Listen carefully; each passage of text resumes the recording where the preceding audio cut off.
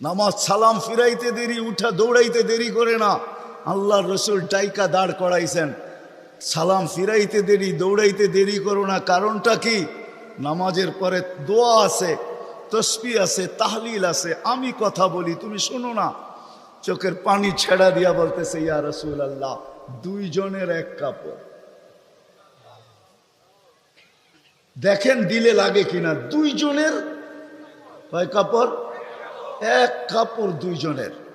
আপনি সালাম ফিরান, আমি ছুটা চলে যাই আউয়াল ওয়াক্তে নামাজ পড়ানোর জন্য।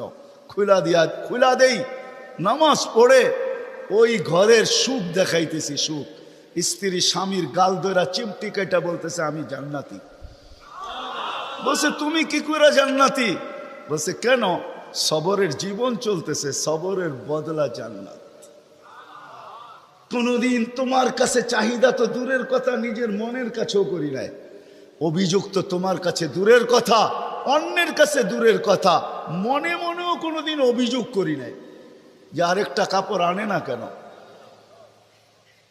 সুখ এটার নাম। স্বামীর চেহারাটা একটু মলিন হয়ে গেছে, তো স্ত্রী আবার চিমটি কেটে বলতেছে, চেহারা মলিন কেন? তুমি জান্নাতে চলে যাবে। আমি তুমি কি আমার মতো স্ত্রী পেয়ে শুকরিয়া আদায় করো না?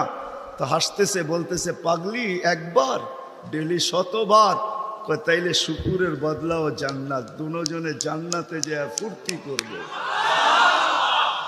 আজকে ইতিহাসের পাতায় খুঁজলে পাওয়া যায়, ইব্রাহিম ইবনে আদহাম রহমতুল্লাহের জীবন অতি অল্প কথায় চেঞ্জ হয়েছে, পরিবর্তন হয়েছে।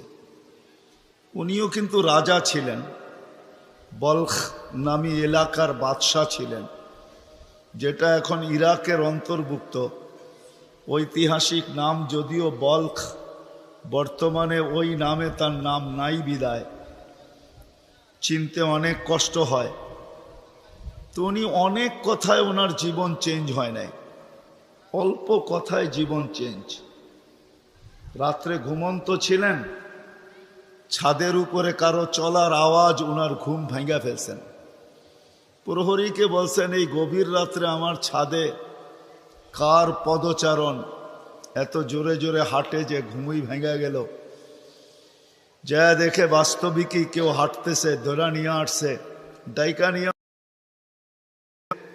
তুমি উঁচ খুঁড়ছে চলে আসছো ছাদে। তো বলছে, মহোদয়, যদি আমি পাগল হই তাহলে আমার সাথে আপনিও। তো বলছে, বুঝলাম না, তোমার সাথে আমি? আপনি তো বললেন যদি আমি পাগল হইতে